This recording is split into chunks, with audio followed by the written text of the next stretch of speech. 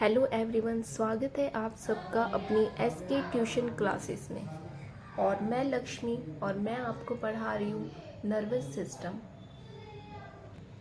पिछले क्लास में हमने स्पाइनल प्लेक्सस के बारे में पढ़ा था और इस क्लास में हम अपना पीएनएस सिस्टम के अंदर एएनएस के बारे में पढ़ेंगे।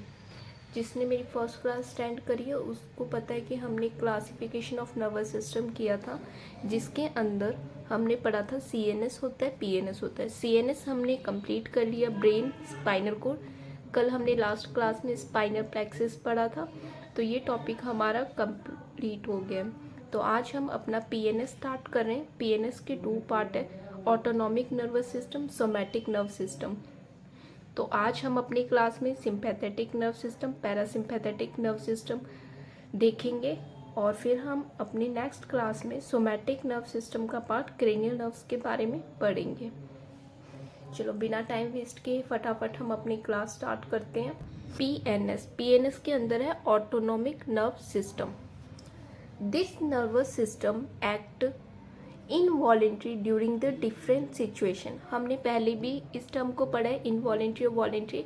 वॉलेंट्री मतलब वो होता है जिसको हम कंट्रोल कर सकते हैं, इनवॉलेंट्री मतलब जिसको हम कंट्रोल नहीं कर सकते, अपने आप ऑटोमेटिक होता है। तो ये नर्वस सिस्टम तब एक्ट करता है, कोई मतलब डिफरेंट सिचुएशन में एक्ट करता है। इनवॉलेंट्री होता है, अपने आप होता है, हमारे अंडर में कुछ नहीं होता है। ANS is controlled by the hypothalamus.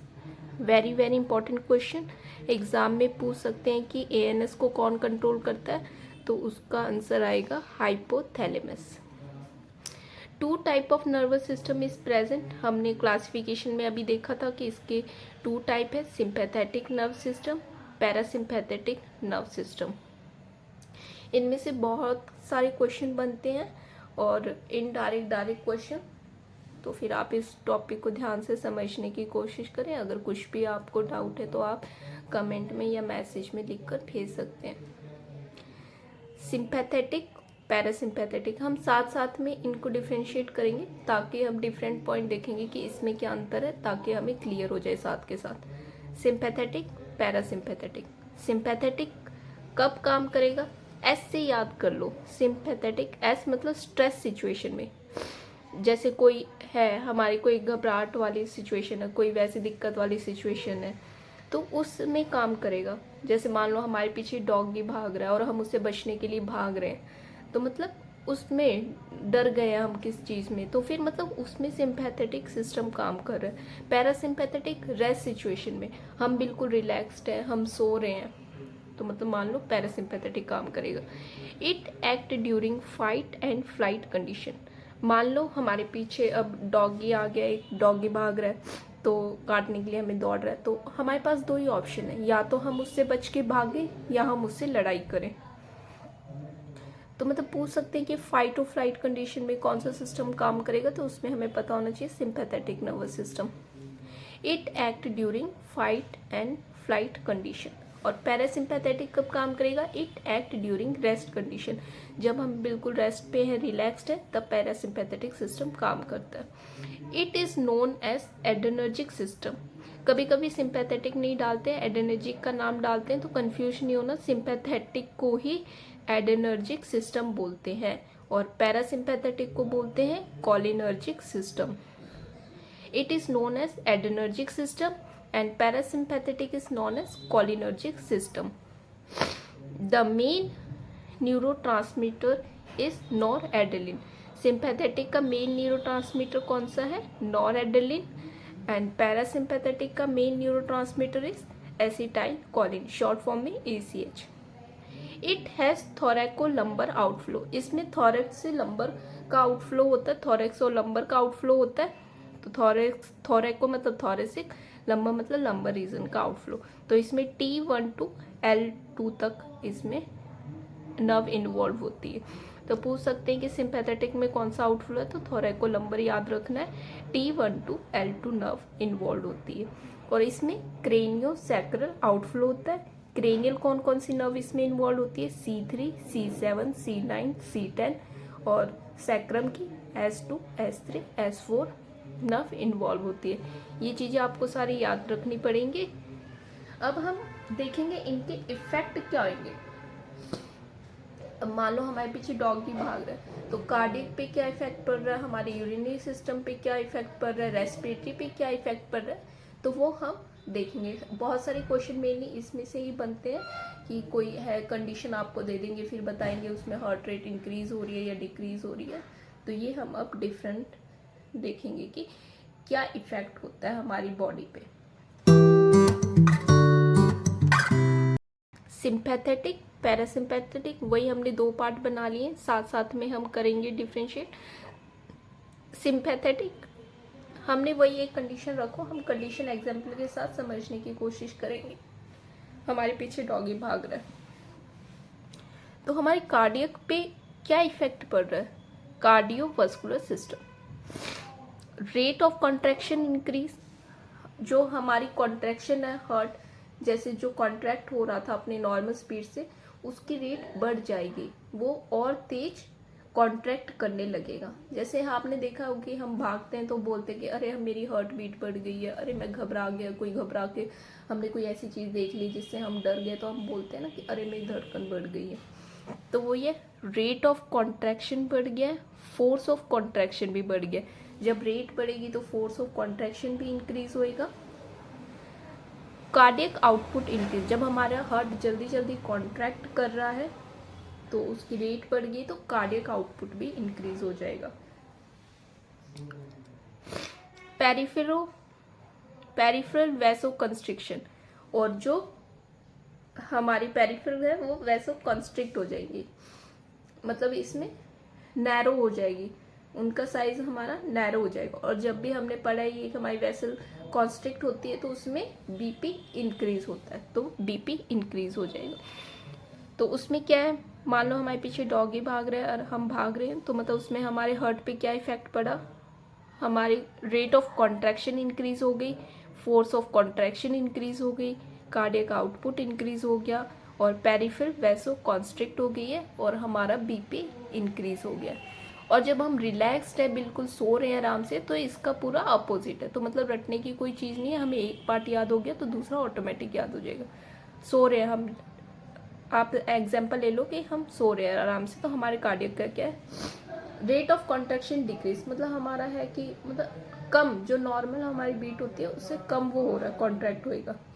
Force of contraction decrease, rate of contraction भी डिक्रीज है, फोर्स ऑफ कॉन्ट्रैक्शन डिक्रीज है, और उसकी वजह से कार्डियक आउटपुट डिक्रीज है। और पेरिफेरल डायलेट रहती है, तो उस टाइम जब हम सो रहे होते हैं तब हमारा बीपी हमेशा थोड़ा कम मिलेगा नॉर्मल से, और जब हम भाग रहे हैं तो हमें आप देखोगे कि उस टाइम हमारा बीपी इंक्रीज हो जाता है। तो हमने देख लिया कि कार्डियक सिस्टम पे क्या इफेक्ट पड़ रहा है। ये भी कार्डियक का। कोरोनरी सिंपैथेटिक में क्या इफेक्ट होता है हार्ट में, कोरोनरी आर्टरी डायलेटेड, ज़्यादा काम करती है, ज़्यादा सप्लाई की ज़रूरत होती है। जो कोरोनरी आर्टरी होती है वो हमारी डायलेट हो जाती है।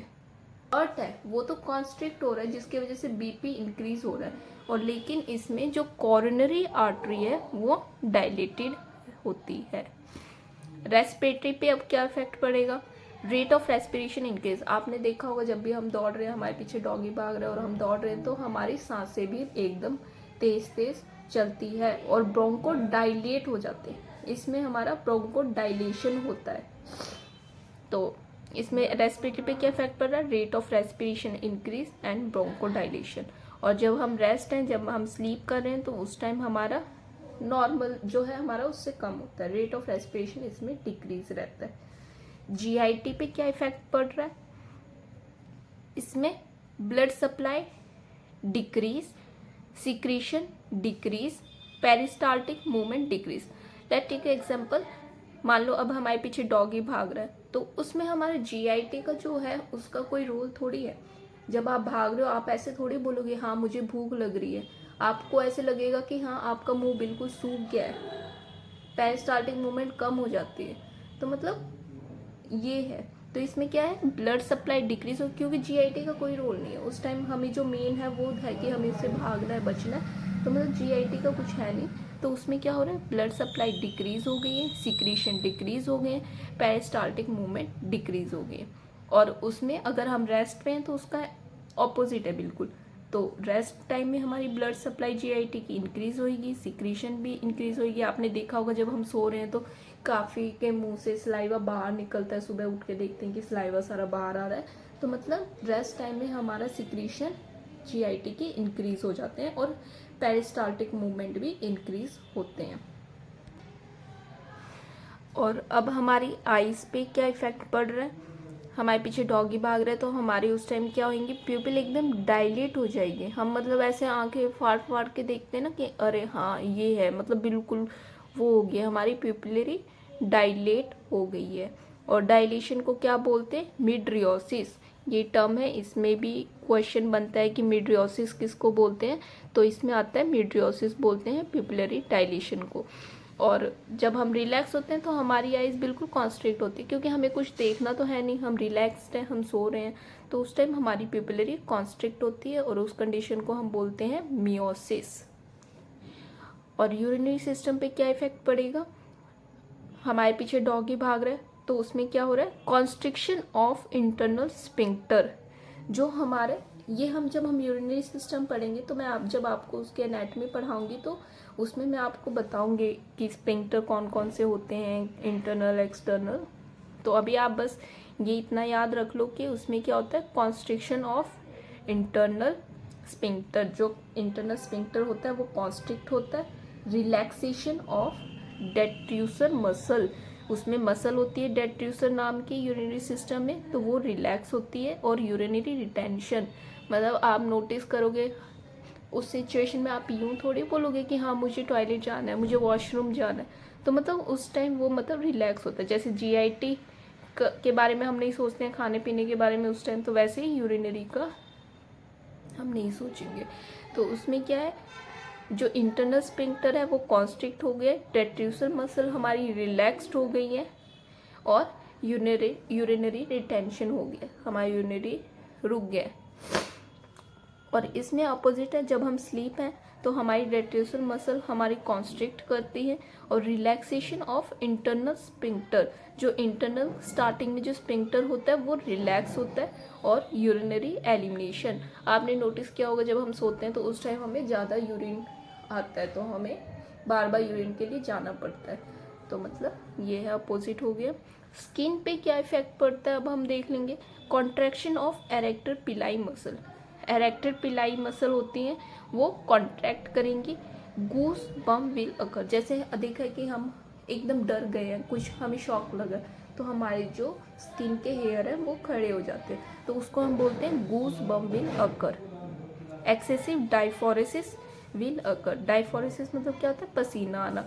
और जब हम भाग रहे हैं, हमारे पीछे डॉगी भाग रहे हैं, तो घबराहट से हमें पसीने आने लगते हैं, तो वही कंडीशन है, डायफोरेसिस ज़्यादा होता है।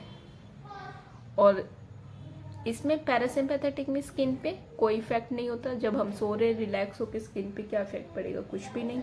तो इसमें देख लो, कॉन्ट्रैक्शन ऑफ एरेक्टर पिलाई मसल होता है सिंपैथेटिक में, goose bomb will occur, excessive diaphoresis will occur. Okay, thank you. आज की क्लास हमारी यहीं कंप्लीट होती है। आशा करती हूँ आपको मेरे पढ़ाने का तरीका समझ में आ रहा होगा। तो प्लीज़ जो भी हमारे चैनल पे नए हैं, प्लीज़ हमारे चैनल को सब्सक्राइब करें, लाइक करें, शेयर करें। Thank you.